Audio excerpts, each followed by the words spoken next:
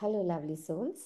Crystals crystals గురించి long ago నాకు ఒక ఫ్యాసినేటెడ్ ఫీలింగ్ ఉండేది. వాటిని చూడగానే అట్రాక్ట్ అయ్యేదాన్ని.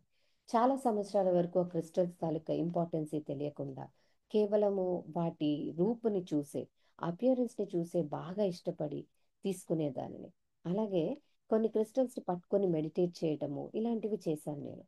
బట్ వాటి నుంచి నాకు ఎలాంటి బెటర్ రిజల్ట్ కానీ, ఆ క్రిస్టల్ ఎలా నాకు ఉపయోగపడుతుందని కానీ నేను తెలుసుకోలేకపోయాను.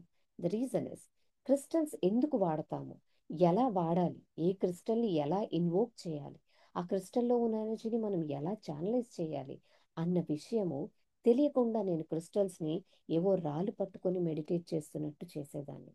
బట్ ఆఫ్టర్ సమ్ టైం నేను వీటిపైన లిటరల్లీ ఒక లిటరేచర్ సర్వే చేయటం మొదలుపెట్టాను. ఈ సర్వేలో నాకు తెలిసినది ఏమిటంటే, క్రిస్టల్స్ అనేవి యూనివర్సల్ ఎనర్జీని మన హ్యూమన్ కాన్షియస్నెస్లోనికి ట్రాన్స్ఫర్ చేసే మీడియంస్ లాంటివి. క్రిస్టల్స్ అనేవి విశ్వశక్తిని, విశ్వంలో ఉన్న అనేక ప్రకంపనలతో వైబ్రేట్ అవుతున్న శక్తిని మనిషి యొక్క చైతన్యపు పొరలలోనికి, all the seven bodies, five కోశాస్ అండ్ ఆరిక్ ఫిల్, వీటిలోనికి ట్రాన్స్ఫర్ చేయడానికి ఉన్న మీడియంస్. ఇవి తెలియకుండా మనలో చాలా మంది క్రిస్టల్స్ని ఆభరణాలుగా, అంటే జ్యువెలరీగా, కొంతమంది సంథింగ్ ఏదో మంచి జరుగుతుంది కదా అని వాడుతూ ఉంటాం. దానివల్ల ఎలాంటి ప్రయోజనం ఉండదు.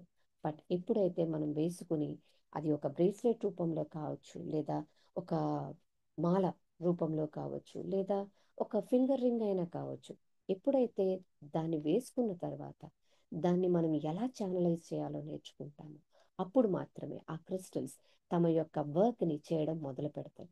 క్రిస్టల్స్ అనేవి అనేక విభాగాల్లో వాడతారు. ఎస్పెషలీ మీకు క్వార్ట్స్ క్రిస్టల్ గురించి మీరు వినే ఉంటారు. క్వార్ట్స్ టైమ్ వాచ్ మనకి కూడా తెలుసు. ఇది ఓల్డ్ సే ఒక బ్రాండ్ అని చెప్తాము వాచెస్లో కదా.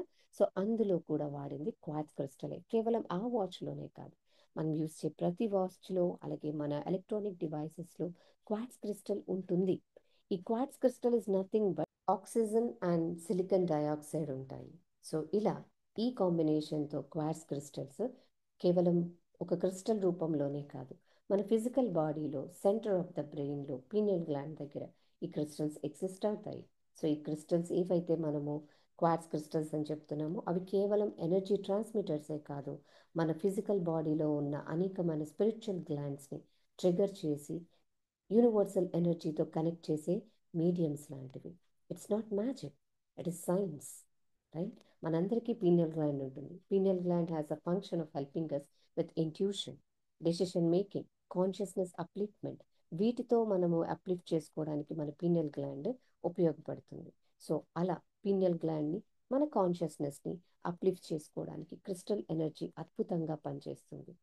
ఎప్పుడైతే మనము ఒక క్రిస్టల్ యొక్క ఎనర్జీతో రెసొనేట్ అవుతామో, రెసొనేట్ అవ్వటము అంటే ఆ క్రిస్టల్ని ఛార్జ్ అప్ చేయడం, ఆ క్రిస్టల్లో ఉన్న ఎనర్జీని ఛానలైజ్ చేసి మన యొక్క స్పిరిచువల్ గ్లాండ్స్ని యాక్టివేట్ చేసుకోవడానికి.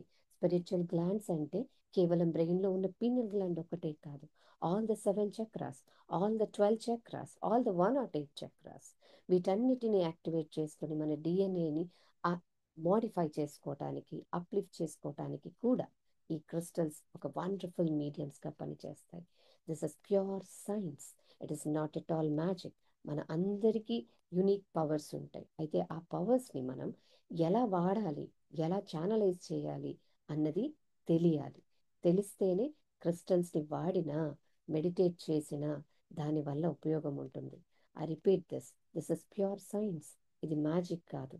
Okay, hope to see you soon in my upcoming exclusive session only on crystals.